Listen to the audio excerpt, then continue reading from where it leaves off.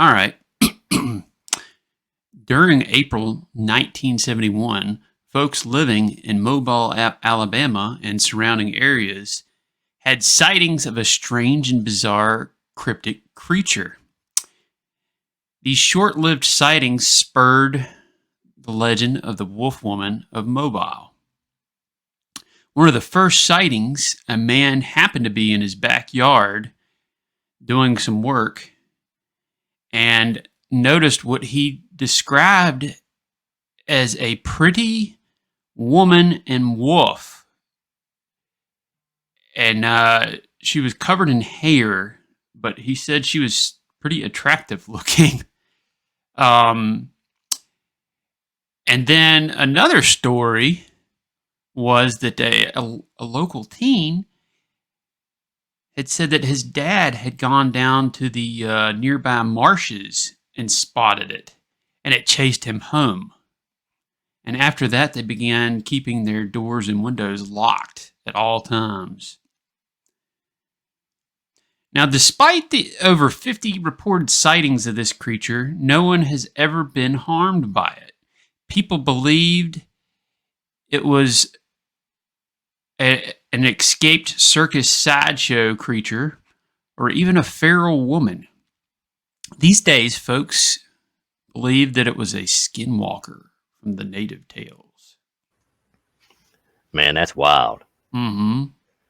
Like I said, now what what do you? Yeah, go ahead. What I heard is, I heard some fellas talking once, and like I said, when I was down there in Sherwood and stuff, like I said, we was just talking about strange things, the mountains and stuff like that. And one old fellow said back when he was real young, he said like a lot of folks in the hills, they same as I was, just dirt poor, so said a lot of times just to pass the time off. Said in the evenings, when it got, kind of late and the sun started going down, where it weren't like deathly hot, they get out and just walk, everything, go for a walk, things like that. We did that too. Yeah. And said, yeah, I think it's just a mountain thing, I guess. I still do it. I do too. But said they got out one evening and said that they was passing by this old house. He said they had passed it a million times, they grew up around it, So they passed it a million times. Said, but that evening, said it was just different, Said the whole vibe about the place, just mighty different. And said that, but they didn't pay much attention to it, said they kept on going. Well, so when they started coming back through, it was the same thing. And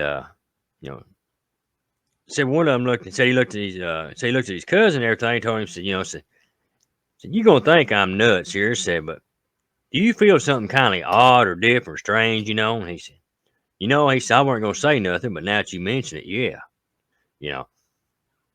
Well, said that they kept kind of looking, said they actually half expected to see an old hang or something, So that's just kind of the vibe they got, just spooky, Mm-hmm. Well, said they kind of was hurrying by it. Well, when it did, said this woman comes running out of the back of it. Now, said this old house, it was old, just run down. Said nobody, weren't fit to live in or nothing. Well, said she comes running out of the back of it. And like she, said that she was just covered in hair, And it was just unreal. And said that they said they hollered, like not like hollering at her, but just out of fright, Said they hollered and said she looked over at them, and then jerked her head back and kept on going. Ooh. They said the strange thing about it was they said she was so fast. Said it was like how like when you spook a deer, 4 or 5 hops and it's already across the field. Yeah. Well, they said this is how she was when she was running. Huh. But they said she was like, covered in hair, and so even like her arm, said that she was wearing like what looked like old like clothing, like, and said one of the arms was tore off of it, and said you could see hair, just hanging down off her arms and stuff, and then when she was running, it was kind of like flailing behind her, like That's almost wild. kind of like tassels off of a jacket or something. That almost sounds like a werewolf, And don't you think? very possible, man. Like I said, there's so many stories. Comes out of these old mountains Yeah. that's so similar. And everything. One person might say, well, this is a dog man, and it may turn out to be a werewolf. Or they may Hmm. say it's a werewolf, and it may turn out to be a dog man. You really don't ever know. But whatever it was, or whatever, I don't want to have no run-ins with it. No, that's really cool that you knew that story too. Yeah, and I, at one part said that the strange thing was that she was real pretty, which now that ain't really nothing uncommon. Cause I said, given my experiences from down there in Alabama, there's some mighty pretty gals down Hey, there. my wife was born in Alabama. Lived there for a couple years. She's And I said it's beautiful country too, man. Good folks, down home people. and hopefully my wife heard that because I was implying that she was beautiful. Yeah, if you hear this She later, is. now you know what you mean. Yep, yep. I'm not going to get. I don't think she can yell at me for that, right? Well, let's hope not. Just don't make her mad. If you Yeah, make her mad, for some other reason, she'll find a way to, hold it against you. she'll break my. She'll break the index finger on my other hand. Yep, yep. By the way, it's been doing better and better every single day. Thank everybody for all your thoughts and prayers. Yeah, It's definitely, absolutely. yeah. Oh, do you want to go into the Falkville Metal Man? Yeah. Now, this one here is I This one's found, wild. yeah, very interesting. All right, it says, on a night in October 1973, Falkville's young chief of police, Jeff Greenshaw, got a call about a UFO just outside of town from a frantic caller and said, he thought to himself, he was just, you know, dealing with somebody out of their head, said, but when he got to the scene, said things got weird. So he saw a strange looking figure, and what he thought at first was wrapped in like tinfoil or something. But after turning on his lights, so he found out that that weren't the case. Said there weren't any pieces to its outfit or, whatever it was that was made of. So it was just like all one piece. Well, said he also mentioned that it was smooth looking like glass, and it was a little bit over 6 foot tall.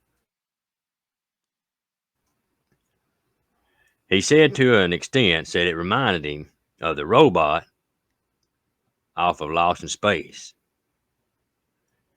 So he grabbed his Polaroid camera, and before taking some pictures, he said something like, "Howdy, stranger," something along them lines. Said after that, said the creature began to run away.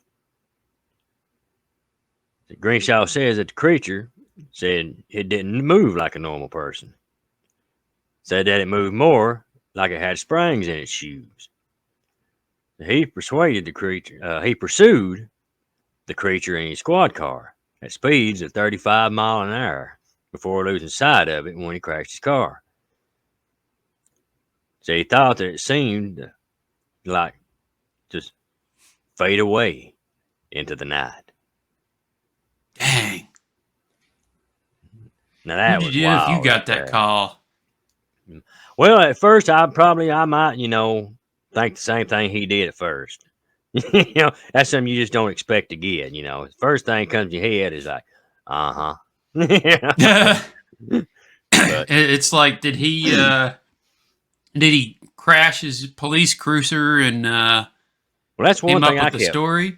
Right, that's But one thing I kept wondering. Is he crashed it at a whopping 35 mile an hour, but he could have been looking at it, focusing on it. yeah. I actually saw the pictures he took of it. I'll try to edit those in so everybody can see. They're pretty interesting. Yeah. But like I said, it's when when it comes to things like that, the wild part about it is, it seems to always catch you off guard, when you're not expecting it. Mm-hmm. And then when you thinking, somebody's on something, Yeah. then when like in his case, when he got out there, it was like, oh my Lord, what's this? Yeah. That's definitely one of them things that seemed like it would stick with you all your life. Oh yeah, with him, I can't remember exactly, but I think I heard that he resigned and may have even moved out of town. You know, he put his reputation at stake on this one. Lord. So, I mean, when I hear something like that, I tend to kind of believe it. You know, when somebody's Yeah. got a lot to lose by coming out and saying something like that. Yeah. Yeah. Especially when somebody takes a reputation on it, stuff and everything, and comes forward with it, that's, it's kind of hard to disprove. Yeah, Man. and it's really cool. He got pictures of it. Oh yeah, even better. You know, says, 9 times out of 10, that's something you rarely get. Yeah. Photographic evidence or something like Yep. that. Oh, had you heard of this one? I have not. Well, that's cool. I I got said you this there. was I said this one was a new one on me. Yeah, I think it. Oh yeah, it was in '73. For some reason, I thought it was in the '80s, but it was '73. It says okay, 1973. Yeah. Okay. Well, definitely interesting. Kind of almost made me have a Flatwoods Monster type vibe. Yeah. You know, it has a It does. Yeah, it's UFO kind of got that. involved, and Right. now he didn't see a UFO. It was someone called about a UFO. So it kind of makes you wonder what they saw to Yeah, it make them does. say UFO. Yeah, what I read was he got a call from a frantic person called about a UFO, and they kept insisting that he check it out or something like that. That's Right. why he eventually went. But like I said, it makes you wonder, did they see lights coming from the sky, Yeah, or did they see it and just think, naturally think, it's some kind of like a alien from another dimension or another world or something, and say, hey, UFO. yeah. Or Makes you did wonder. the UFO get tired of Metal Man as their irritating cousin and just dropped him off in the woods in Alabama? Yeah, you never know. You Yeah, never know. you never know, man. Well, Sometimes you can't blame them. We all got them cousins. oh yeah, especially around here. Well, this next one is about. It's kind of divided. Some believe it's a cryptid. Some believe it's a ghost. It's called Huggin Molly. Hmm. Huggin Molly is often described as a 7 foot tall creature or being that is said to be as big around as a bale of cotton and dressed in all black robes and roams the streets of Abbeville. I believe that's how you say it. It's said that if she sees you out alone at night, she'll chase you down, grab you tight, hug you, and scream in your ear. Ugh. That's creepy all on its own. Oh yeah, yeah, gosh. One local man claimed that his father said that he had an encounter with the creature, and he believed him. When he was a boy, he was out for a stroll one night and began hearing thumping sounds coming from behind him. The next thing he knew, there were a big set of arms wrapped around him, and he heard a big old scream in his ear that left it ringing for a good while after. Man, oh man. Yeah.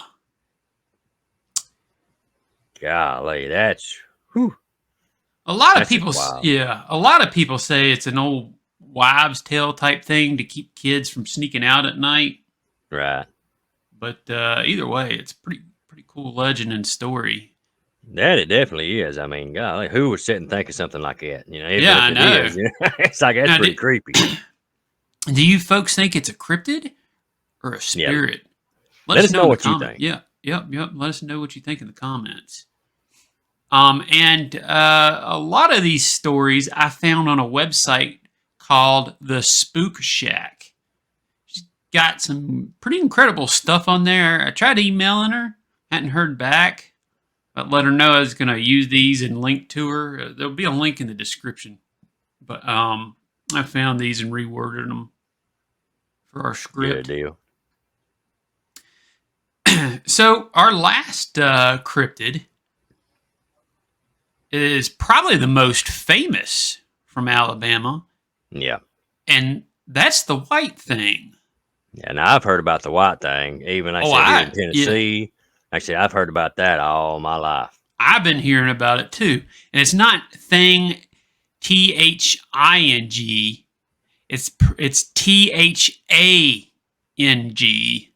but Yeah, like I say, a thing, yeah, Thang. How do I say Thing? Do I say it Thing or Thang? thing, What do I? thing. How do I say it?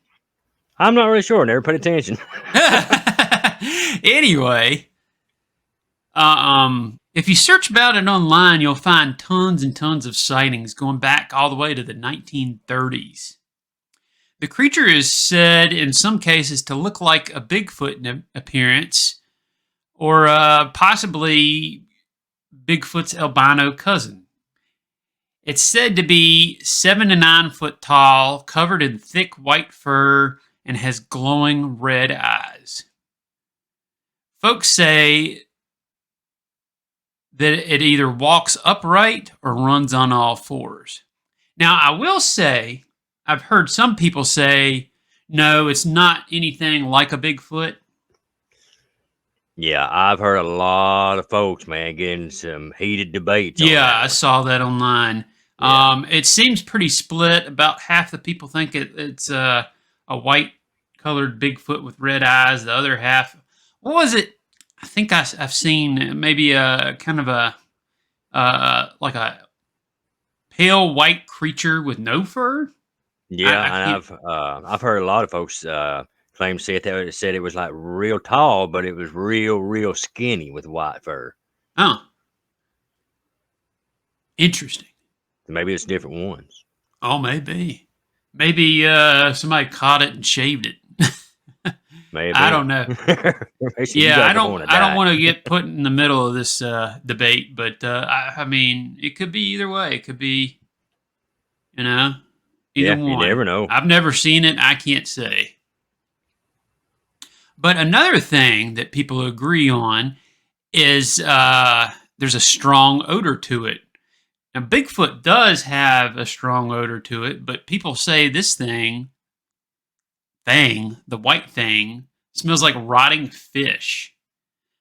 And then another thing people seem to agree on is that it has a loud scream that it lets out, and they say it sounds like a woman screaming at the top of her lungs.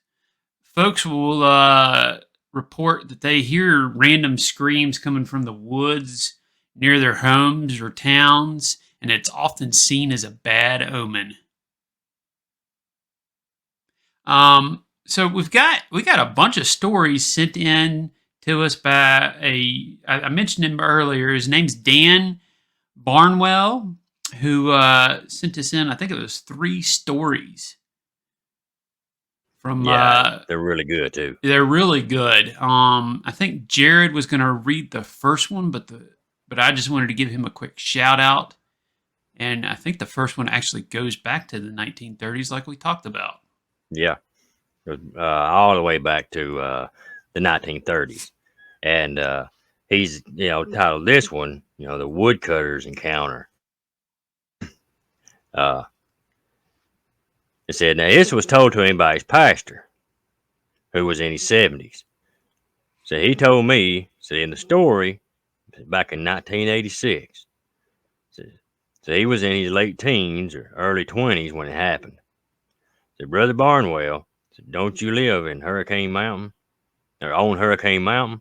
Said, I had a friend, Said they wouldn't cross that old mountain, day or night. Said he lived in Rabbit Town. One winter day, said he hauled a load of firewood down in the square in Jacksonville to sell. Said he was in his old wagon.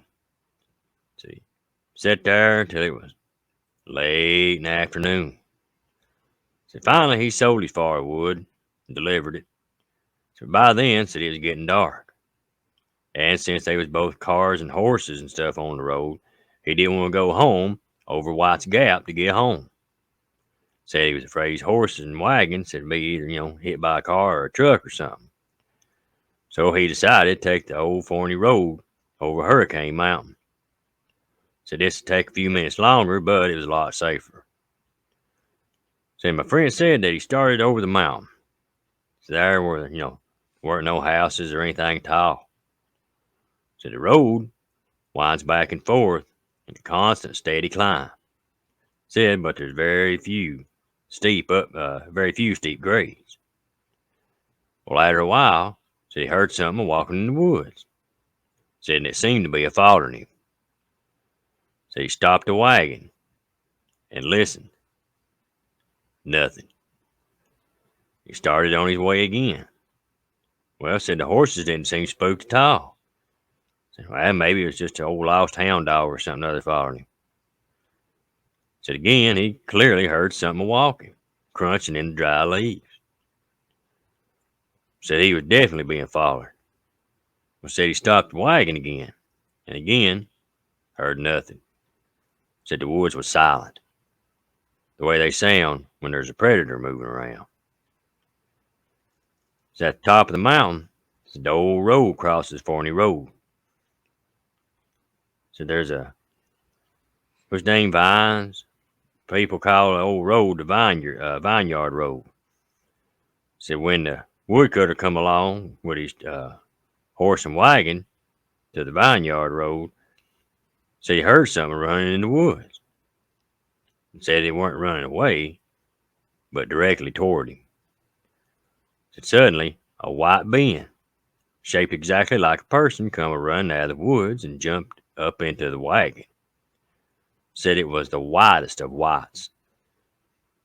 Said old woodcutter thought that, maybe it was an angel or a devil or death or what.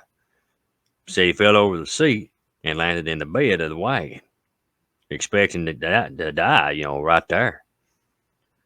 Well, said the old White Thang took the man's place on the wagon seat, and the horses continued pulling the wagon as if nothing had happened. Said the old woodcutter laid in the bed out there and watched for the next 10 minutes as that old White Thang rode on the seat of the wagon till the Forney Road ended, when it intersected with White's Gap Road on the other side of Hurricane Mountain. Said it was right there. Said that old White Thing said jumped off that wagon and run back into the woods. Said the man climbed back up on his seat and continued on to his home in Rabbit Town. Said he never again in his whole life crossed Hurricane Mountain. Said because he knew for sure the old White Thing was real. Whoa. Man. Yeah. Man, that is wild. That definitely is. What gets me is how it knew how to drive the carriage. Yeah, is it one of them things too where it could be like maybe it was maybe once like solid human, was it, or maybe had it just seen it done before? Oh, yeah. By hiding in the woods and watching. Yeah, so like I said, I wonder. Yeah, I wonder if it. Yeah, I also wonder if it was just. I mean, it sounds like it was pretty fast. And it sounds like it just wanted to ride for. Yeah, and one thing that got my attention with it that's really, really stuck out to me in the story is the part where it said the horses it didn't bother. Yeah, that too. And usually animals like that, they just they freak out. Horses spook easy. Yeah, so easy. You be riding a horse, get thrown off when a jet goes over. Yeah. I mean, just a loud pop, a twig snap real loud, and they'll jump, So, I said, but for that to come run out of the woods and jump up there and everything, and they sense stuff like that too, you know. Uh-huh. So everything, then that to come, run out of the woods and jump up there, everything. Something had to be calming about that thing. Yeah, almost it I could be, wonder if it was like putting off some pheromones or something, maybe. very possible, or it could be, um, like you said, kind of like talking to them or communicating with them like telepathically or something. Oh, could have been. Could have been. Hard to say. Yeah, Definitely. Yeah. as we always say, the not knowing is what makes it so interesting. Yeah. I mean, my mind was racing that whole time. Yeah, mine was too, man. So the next one Dan sent, he notes was sent. No, someone told him in the 90s. Yeah, They worked for the. It's called the Squirrel Hunters Encounter. So this person worked for the Army's Corps of Engineers as a surveyor. My grandpa did, I think, too. that's neat. This happened sometime in around 1950. Since he had surveyed these mountains, we had surveyed. My buddy and I knew every ridge from Waterworks Holler to Chimney Peak. We saw some fox squirrels up in there, and when hunting season came in, we decided to go up there and try and shoot a few. We got there before daylight and went up to the ridge and climbed up to the next one over. I got sat down in a comfortable place, watched the darkness turn to dawn. I was listening to the world wake up when I spotted my buddy coming alongside the ridge looking at me. I stood up and waved, and he motioned for me to come meet him. When I got up to him, he was scared to death. I asked, "What's wrong?" He said that he would tell me when we got back to the road, but right now we needed to get out of the woods. We hurried down the road. I could tell something had really spooked him. When we got to the road, I asked him what happened to him. He said, "I saw a solid white man."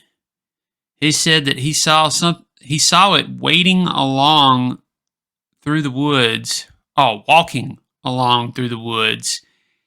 He sat very still until he was sure it couldn't see him or hear him, and then he took off down the ridge. He didn't know what the thing was, and neither did I.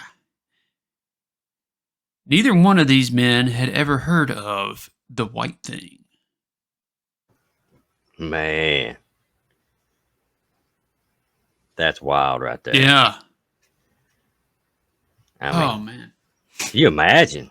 Yeah, I was picturing it in my head while I was reading. Yeah. Wow.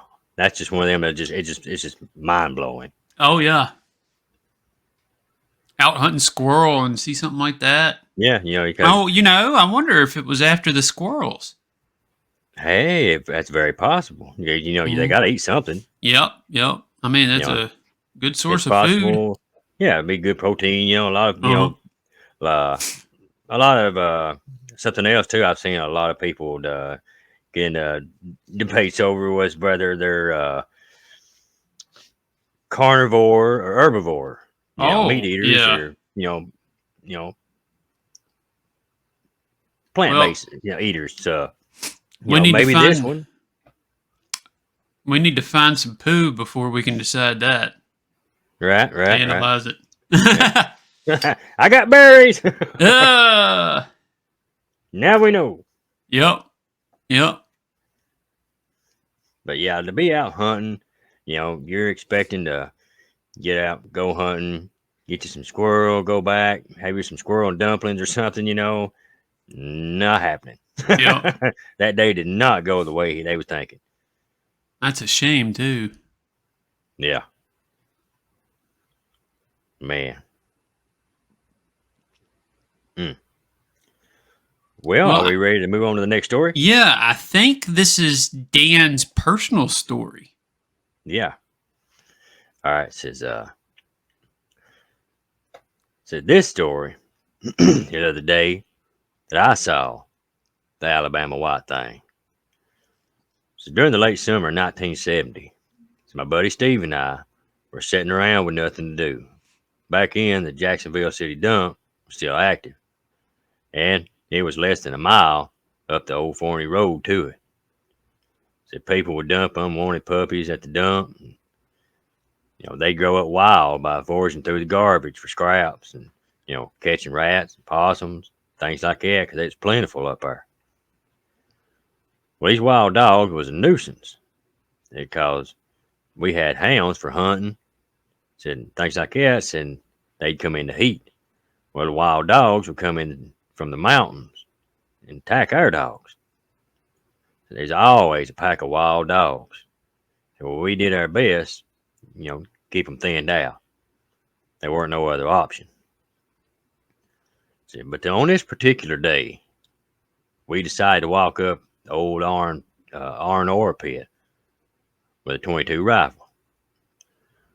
There was a freshwater pool at the iron ore pit.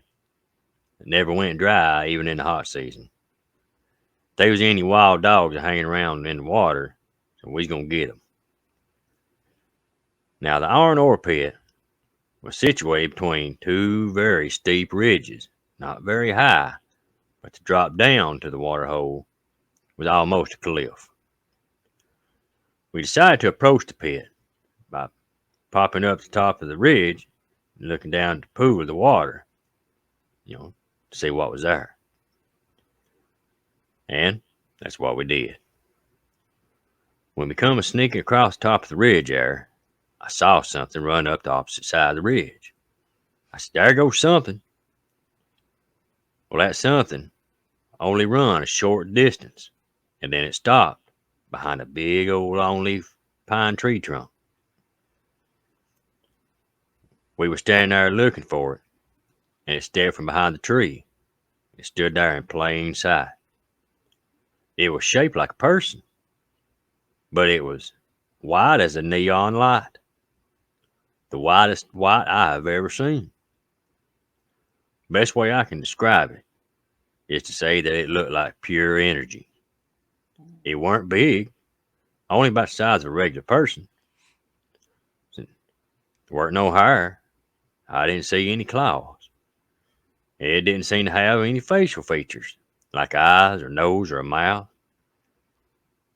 So we was probably 60 or 70 yards apart, looking directly at it. But it was on the other ridge. Old Steve said, what is that thing? I didn't know what it was, but I wanted to try to figure it out. I was curious. Well, Steve started backing up. I said, don't run. But Steve run. And I decided that I didn't want to figure out what it was by myself. So I run too. Now both of us could, move back then. So now both of us could move back in. And we was a flying down that trail to the road. I don't blame him. I would be Yeah. too. My old legs would be running in circles like the old road runner. So I was probably about a half mile sprint to the Forney Road. So when we come a jumping off onto the bank on that old dirt road, so we looked back, and that thing weren't no more than 20 yards behind us. Steve raised his rifle up, pulled the trigger without aiming. Bang. He missed it, I guess, anyway. But that thing ain't run back into the woods. And we stood there and caught our breath. Then we started walking down that road home. Steve asked me, he said, what are we going to tell everybody? I said, we ain't going to tell nobody anything. Because they'll think we're crazy. So we kept it a secret for a few years. Said, but we'd be drinking with our buddies or something like that. And then we'd tell them about the White Thang. And we'd all pile into the truck and ride over Hurricane Mountain, try to see it. But we never did. I still live on Hurricane Mountain. And there's a rock crawler, an off-road club that's there now, where the encounters happen. But I don't know.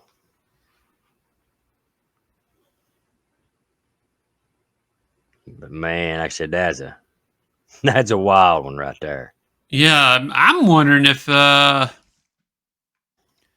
what was it? An off-road club.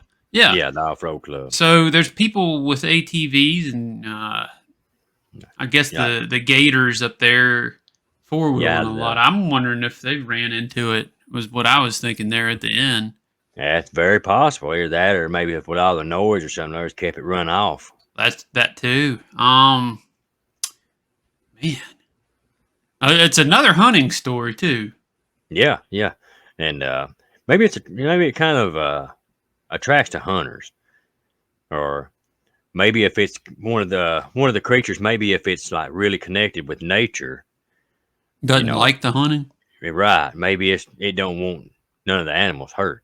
Even though the people are hunting for food, to feed their families with, the way it sees it is danger. Yeah. So maybe it's a protector. Yeah, protector of the forest. Yeah, very possible. Let us know what you folks think. Yeah, and big thank you, Dan, for sending these stories in.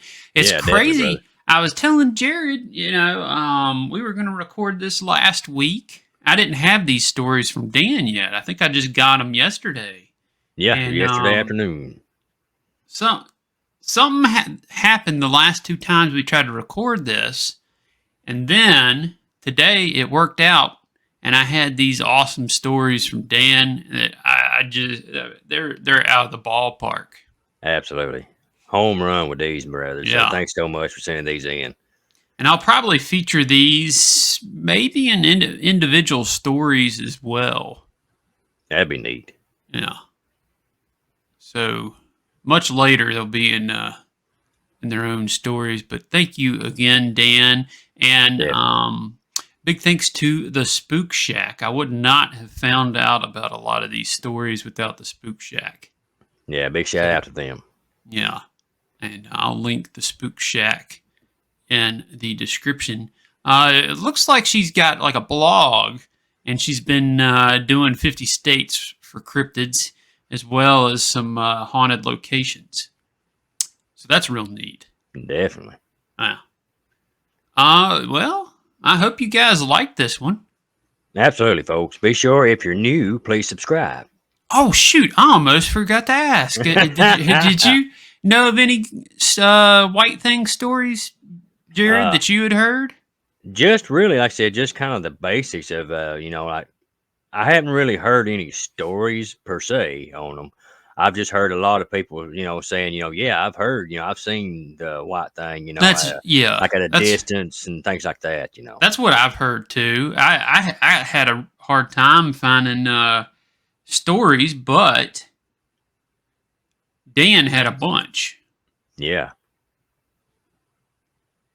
But like I said, Alabama, man, just an amazing place. Yeah, let us know in the comments what you thought of the Alabama cryptids, and if you want us to keep on doing this, I'm sure you will. I mean, everybody loved the West Virginia one. Absolutely, yeah. We got a ton of good feedback about that. Mm-hmm. I'll probably share that one out again here soon, but man, these were good. These was, man. Like I said, these was just awesome. Oh, and also in the comments, do you have a state you want us to do next? Right now, we're thinking mostly Appalachian states, and once we finish up, we might go into beyond the hills. Yeah, maybe we can go on into the Ozarks next. But if you have a state you want us to do, I mean, I had thought maybe South Carolina or maybe Jared's home state of Tennessee. Heck, we could do Virginia. We hadn't done Virginia. Right. New Jersey, New York. Yeah. Did I say South Carolina? I don't remember. The Carolinas. Yeah. And Georgia. Yep. Did I cover them all? Georgia, Alabama, yeah. Just all the Appalachia. Yeah, all the Appalachian Just all the states. Appalachian state. Yeah. I was just trying to go through them in my head. But yeah, like I said, we want to try to go through and we want to do all of these, and like I said, and more, because it's fun. we do. It's we love our Appalachian history. That's our main part. That's our main go-to thing. But we also love spooky stories and neat things about cryptids and things like that from other places too. Yeah. I had a blast researching these stories and finding these stories, and then we got Dan's stories. That was a cherry on top of the ice. That was yes. I mean, it's so awesome to be able to share out these stories. I do it every week. I feature somebody's stories, but how awesome is it that these stories are being preserved on this channel? Right. That's awesome. Yeah, definitely, man. But thank you all for tuning in, and as Jared was saying, be sure to like, subscribe, share this out. I mean, go tell your mailman to watch it, for crying out loud. Right, tell the dogs, the cats, everybody. Yeah. Tell them you was out in the barn, drag a TV out there to them. Yeah. Well, thank y'all for tuning in. We appreciate every one of y'all, and definitely have a good evening. And we'll catch you in the next one. God bless you and your kin, and have a good one.